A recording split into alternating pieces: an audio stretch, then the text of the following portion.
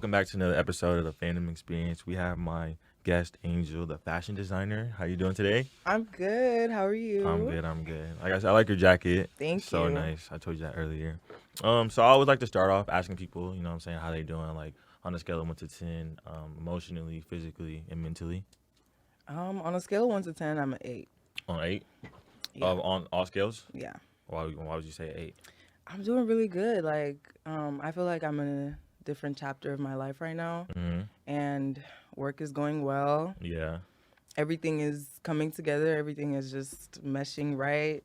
All the things that I've manifested are low-key coming true. Yeah. So, I'm good. So, during, COVID, how were you doing during COVID? Because Terrible. people had, bad times. People tell me they had my good God. experiences and a bad experience. The thing is, it was like a mixed thing. Yeah. Some parts were really good. Obviously, the fact that I didn't have to go in person to classes anymore. Yeah. All of those were, really good things. But, COVID, I feel like it made me have to, sit down and actually figure out who the fuck I am. But you don't think that's a good thing? No, 'Cause that it's a low-key- good that, thing. That low-key But, happened for me, too. I had to, High key. have a, fall, that kind of thing. Where you Yeah. just, like a breakdown first before you actually Yeah. start. So, that was that was going on. But Is that when you feel like you realize, okay, maybe I want to be a fashion designer? yeah, because I was so lost. Because, after COVID, I feel like it really exposed a lot of things. Mm-hmm. And it made me realize, okay, I want to go to college. I want to get my degree and everything. But, Yeah. is this, what I want to do for the rest of my life? Yeah. So had to figure that out. And, it was, I also love, well, let me not say I love COVID, but, the experience, it opened my mind to this whole designing process and stuff like Facts. that, and it made me start to take it a little bit more seriously. Mm-hmm. And so it was mixed, really, had a breakdown, but also Yeah. started something really good. So Yeah, no, I agree with you because around the start of COVID, I didn't know what I wanted to do either. This is Yeah. before I started this shit. But I just was watching always watching interviews, and then I was one day I was like let me really yeah, try to become this. But I had time in COVID to think about it because you know how African parents are, they just say Yeah. school, which is annoying. But I get we're it. all young, so trying to aspire to be, what I'm saying, creators and Exactly. shit. So let's take it back. You know what I'm saying? You were born in Nigeria, you were raised in Nigeria. How was that, and how was your experience in Nigeria? Nigeria was okay. Mhm. Honestly, Nigeria is great. Obviously, the country itself has a lot Yeah. of ways to go, but the culture and everything like that, it really grounds you. Mhm. It makes you, well, for me, growing up, I was sheltered a lot, so I didn't really get to be exposed to a lot of the The bad parts. the of bad parts. Yeah. it. But I went to boarding school, so it opened my, well, I'm sorry. Nah, you good. But boarding school definitely humbled me a lot. In what it made ways? me, well, for one, Because people do be telling me that. yeah. So okay, in Nigeria, it's not like America here where you can talk to anyone Yeah. they're your friend. You could be friends with a 30-year-old, nobody's gonna say nothing. Yeah. But you can't, you can be friends with older people, but there's that level of respect you have to have. Mhm. And you couldn't just talk to someone, if someone was, even if Yeah. it was just 6 months older Yeah, I than see you, what if you they were mean. in a higher class than you, you had Yeah. to respect them. Yeah. And so you couldn't walk around Yeah. yeah, I'm that nigga, I'd no have been one, fighting. no one, yeah. So that's crazy. A lot of the American kids So, that would what? come back to the boarding schools, they would always, they were the worst ones. I won't lie. Yeah. They always had it worse because that whole transition from American Mhm. freedom and individuality and stuff Yeah. like that, it does not fly in Nigeria. So I don't like that thing of how somebody could be a year older than you, and you just have to because I feel if we're all in the same ages, Yeah. we should all respect each other the Right. same way. You would just think, because you you're a know, year older than but me, my nigga, Nigeria- you're not that much older than me. It has to be a big ass gap for Yeah. me to understand the But- respect level of you know what I mean? Nigeria is completely different, but it also taught me how to be very independent because Mhm. I went to boarding school from 11. Mhm. Yeah, so and not seeing your parents all the time, you literally have to Yeah. fend for yourself because boarding school, I would say, was a zoo. There's so many Yeah. people, so many anyone could little girl you, Type shit. and you have to fend for yourself. You have to know how to like, you know, Who were you staying with when you was out there? my parents. But you said your parents were like, oh, because boarding school, like, y'all was like shipped away. No, well, it was the crazy thing is like I live like 20 minutes from my boarding school. But my parents, they just wanted me to like Get the experience. like get the experience and teach me like, okay, like life isn't rainbows and sunshine and shit, because like I really was not exposed to any like thing until I got to boarding school. Like my brother didn't even go to boarding school, and he's like completely different from me because he still is like in that like sheltered like mindset, while like my mind was like kind of like opened up. I might have grown up a little like faster than I needed to, but it's for the good. Yeah, but Nigeria's cool. Moving to America, what was like the biggest like culture shock for you, like when you first like came here? That I was black. I mean, like, what you mean? Obviously I'm black. Yeah. Like, duh, like I'm black, of course. But like when you're in Nigeria, everyone around you is black. So like you're not labeling yourself like, okay, I'm black. I'm black. You know, everyone is just, we're all Nigerians here. Like, you know, we're all black people here. But when I came here, I was actually living in Pennsylvania. Oh, for real? Yes, and I was staying in this little ass town because like we didn't really know anything, and we had to stay with like family that we knew that were here. And like I had this one uncle that was staying in Pennsylvania, so we were like, okay, we're just gonna start there.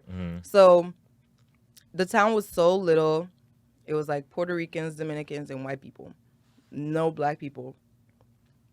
No black people. Like, obviously, there are Dominicans who are like my skin tone or darker, but they didn't identify. I was 14 when I first moved to America. Yeah. They like didn't identify as black. So like a lot of them were like in denial and stuff. So me being actually black, so it was kind of hard like to transition. Yeah, it was such a culture shock. Like I had never heard the word Hispanic a day in my life until I came to America. Yeah. Never heard it. I thought Spanish people were white. Like, I didn't know anything. So, like, that was such a big culture shock. Like, I was just like, there's so many, like, different terms. races. And, like, there's so many terms. Like, man, it's a different. Yeah. Like, and it was like, at 14, you're still growing. So, like, mentally, you're, like. Yeah, it's probably overwhelming. You're very influenced by, like, little things. So, it's like when you're not seeing people who look like you, like, you're, like, getting really insecure. Like, I started to compare myself to the white girls and the Hispanic girls. And it was just like, dude, I'm not like that, you know? Like, and I didn't really realize that until I moved to Texas, that, like, you know, like, I didn't have to compare myself to people like that because we weren't the same at all. And not like I'm the same with every black person, but, like, you know, we have similarities. Exactly. And, so moving to Texas, best thing my family could have done. I will not lie. What was your, like, how was your high school experience, like, living in Texas? And just overall. Overall, I hated high school. Why? And what did you regret from high school? Oh my God. I hated high school. And Why though? Because if I get into a whole rant, I hated high school because it was just such a confusing time, you know? Like, as a teenager, bro, like, you're just going through so many emotions at once, so many, like, so many changes at once. And it was just like, and then I had strict parents. Like, I still have strict parents to this day. So, like, I wasn't, like, able to go out and you know, make friends. So like the only friends I had were the people I saw in school all the time, and like a lot of them weren't, you know, there was, you know, we had some haters in the mix, but that's a different story. But high school, didn't like it. I wanted to be done with it as soon as I started. But so what were you like aspiring to be like when you was in high school, if anything? Because we did talk off camera, and you were saying like you kind of didn't know like what you wanted to be. Like you were just kind of going through the motions in a sense. I did not know what I wanted to be. I wanted to be a lawyer, like at first, but that was just because my dad was a lawyer, and like he was always just egging me, like, "Oh, you're gonna be a lawyer like your dad," you know. So I just thought that was what I wanted to do. Then come senior year of high school, and I was just like, I don't think I want to be a doctor. I mean, a lawyer, but I didn't want to be a doctor because that was my dad's like second choice. Like, you have to be a doctor, and I was like, I can't. Like, I don't want to go to school for that long. Like, because I don't like school. Like, I couldn't even stay in high school. Like, imagine me in medical school. Crazy. No offense, but like, So, didn't want to be a doctor. Didn't want to be a lawyer. Wanted to. Like, and I didn't know what other, like, the other thing was doctor, lawyer, engineer, you know, like, as African parents will give you those three options. Choices. And, like, I was just like, okay, I'm going to do engineering. then. But I mean, your mom was a fashion designer. Yeah. Oh yeah. So like, did that steer you into wanting to become? I feel like I was just like in high school, I was really into dressing like really cute and fashion and stuff like that. Like obviously not as like into it as I am right now, but like I love to go out shopping, look at new pieces, and come up. Like I was always designing. Like since I was little, I was always coming up with different things, like different ways to wear a shirt or different ways to wear this thing, or you know, I was in high school, I was kind of like adventurous. Like I still am adventurous, but like I was kind of like adventurous compared to like my peers. Like I would wear things that like the people around me wouldn't wear, and like would be like, oh, and like when I would do it, I would get like comments like, oh, like I thought that was ugly, but you know, you like know how to work that. So like I was just doing that a lot, and so I've always loved fashion. I've always loved fashion. Yeah, like that's my thing. Like period. Did your mom have an influence on you creating House of Angels? She was a big inspiration because when I was little in Nigeria, she was a designer. Like she was making menswear, and she like introduced me to a lot of the process, like a lot of the terms and everything like that. And like I would watch her during her creative process. She had like a team of tailors that damn near lived in the house with us. So like I was watching them and seeing the whole process, and it really inspired me a lot. And like she would like, what's the word? She would egg me on, like, you know, like feed into it. Like she would feed into it and tell me like, don't shy away from this. Like, you know, like I'm into fashion. Like I'm not discouraging you. Like, you know, like, cause you know, the African, the normal African parent would just be like, no, school. Like, you know what I mean? But my mom and my dad, like, obviously they still wanted me to go to school. They still, like, that was still a thing. But they let me express myself, like, however I wanted to. Like, if I chose to just dress like Hannah Montana today, nobody could tell me nothing. Like, they would literally just look at me like, okay. You know, like, they just be like, okay, she's going through another, like, thing and another phase. I feel like that's good, though. Yeah, they let me be really creative, and I think that's really helped me. It's like, it's gone a long way for me because like, I feel like even today, like there's certain things that I know like the people around me wouldn't wear, but like I'm just like, I'm gonna wear this because I feel like this is gonna be, which is cool, like unique and different. Yeah, like, and that's what I really like stand on, like individuality. Like I want to be as unique as possible, and not like in a forced way, because like a lot of people, not like in a forced way, but. Like, I don't want to ever feel like I'm in a box. It's not like, it's not for others, like not their confirmation, but like my, you know, confirmation. Like, I want to feel like, I'm not in a box. I don't want to feel like I'm being controlled in a way. Not to say that. No, I know exactly what you mean. Yeah, so like, I'm really big on. You're doing things on your own terms. Yeah, exactly. Yeah. So talk about your creative process and how it is like when you're trying to like create a piece. So a lot of times it's really spontaneous. Like I could be doing the most random thing and just be like, wait, if I do this and this and this, that might work. And then like I'll like find it, because I also do hair, so like I'm a hairstylist and like I work like all the time. But like when I find the time, I'm like, okay, pull out my iPad, just start, you know, sketching out. And like it's like trial error, like does this look good? And then like I also taught myself how to use Illustrator, which is still hard. Like I still have a long way to go, but I taught myself how to use what is Illustrator, like a thing like you create? Yeah, it's like a app that you design, but it's really technical. It's not like just taking a pen and just sketching. Like you literally use your pen to design everything. Like, and so excuse me, but yeah, so like the process is like that. I pull out my iPad and I'm just like sketching for a few days, and then like I'll like sit on it and just be like, is this good? Like, is this good? Like, would I wear this? And then if I don't like it, you know, wait for another thing to really like pop up. But then, so when I do like something, I'll call like the people that I trust, like, you know, that I know like won't make me like, you know, like they'll tell me straight up like, this is trash, this is not. So like I'll call them and like I'll be like, okay guys, like this is what I like. What are your thoughts? Feedback. And then they'll tell me, you know, what I like, and like sometimes we butt heads, sometimes like, you know, like they don't see the vision. You know, and but I see it, so I'm just like, you guys don't get it. Like, you know, like y'all don't get it, but I get it. So I'll still take that into consideration and like start like I'm a designer, so like I'm gonna like create the pieces, the content, all of that, but actually making it isn't my my specialty. Like, Okay, before you go into that, so who are some of your like brands or even fashion designers that inspired you?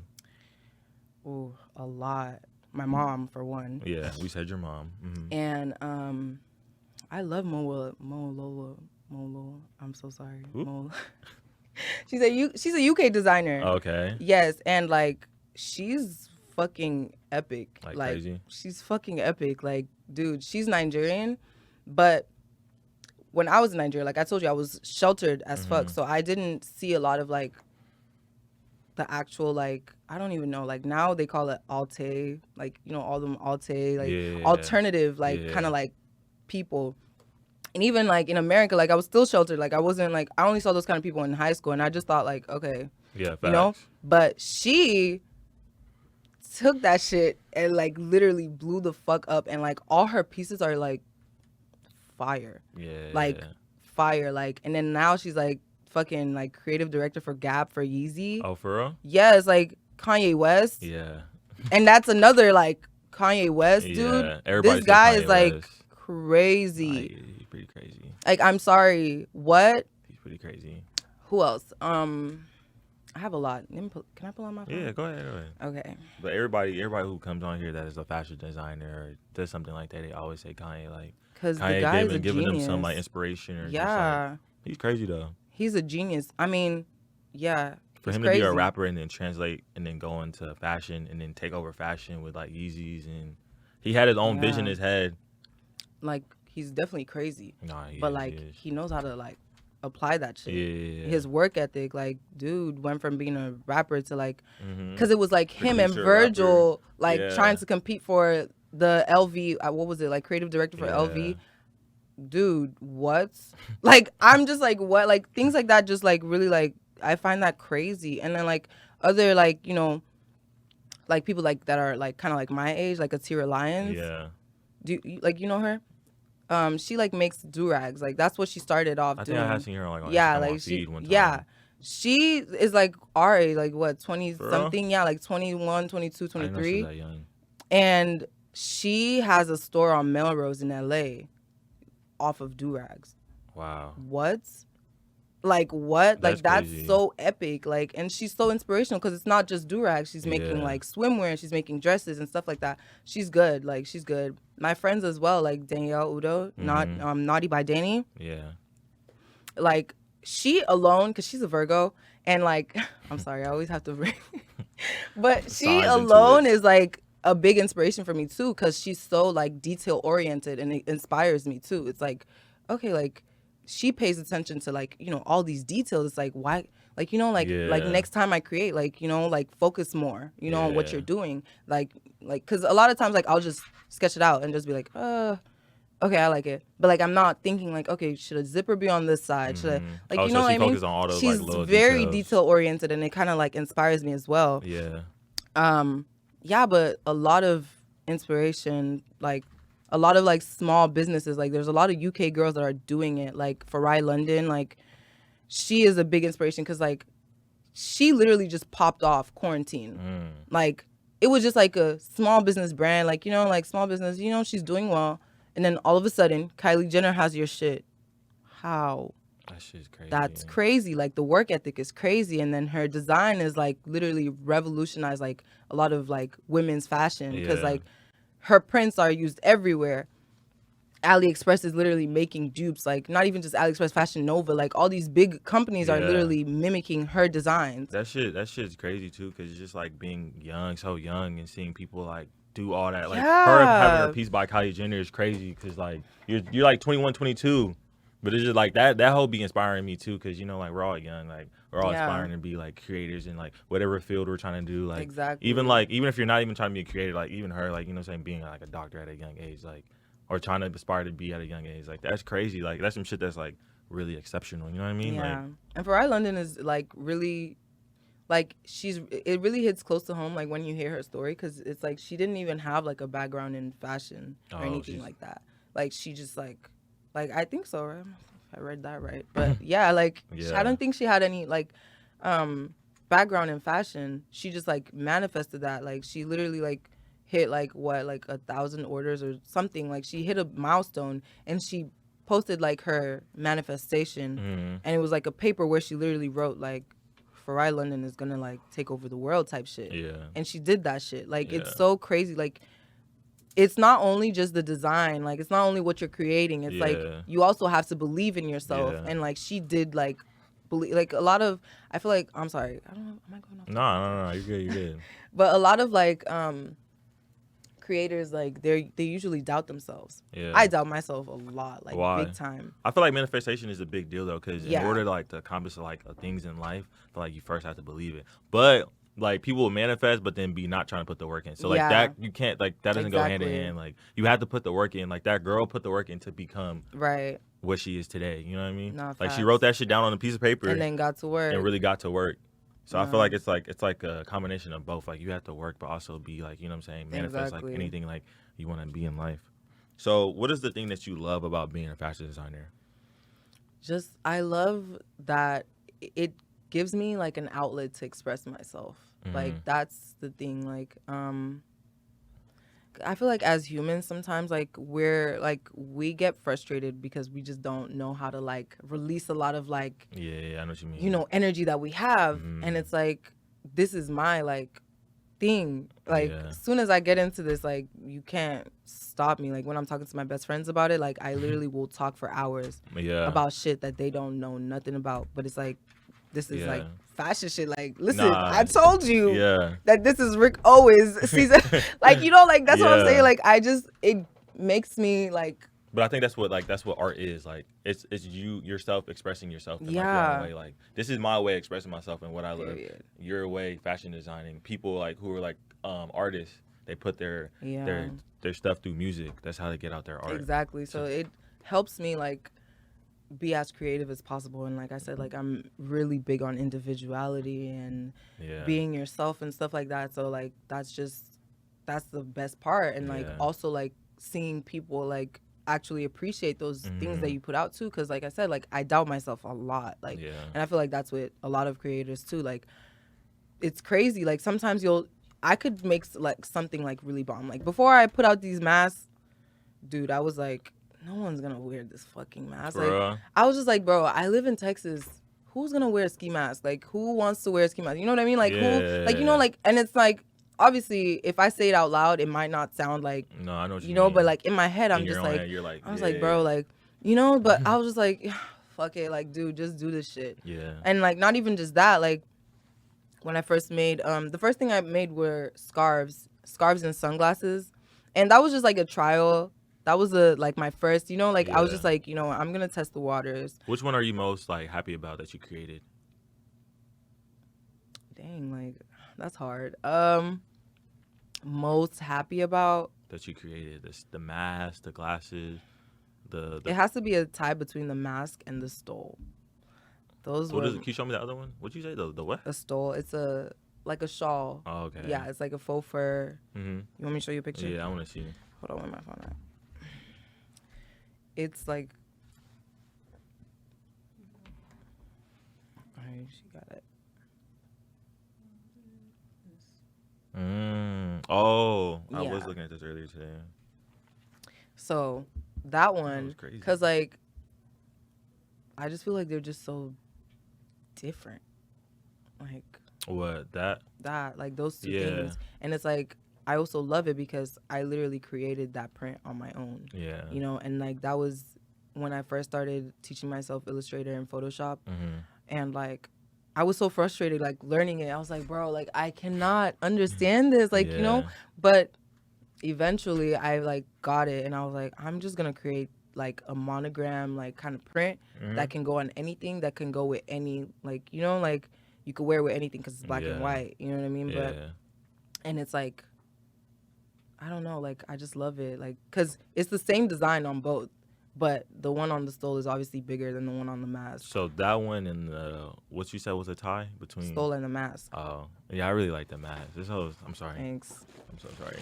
This hoe is so nice. This shit's crazy.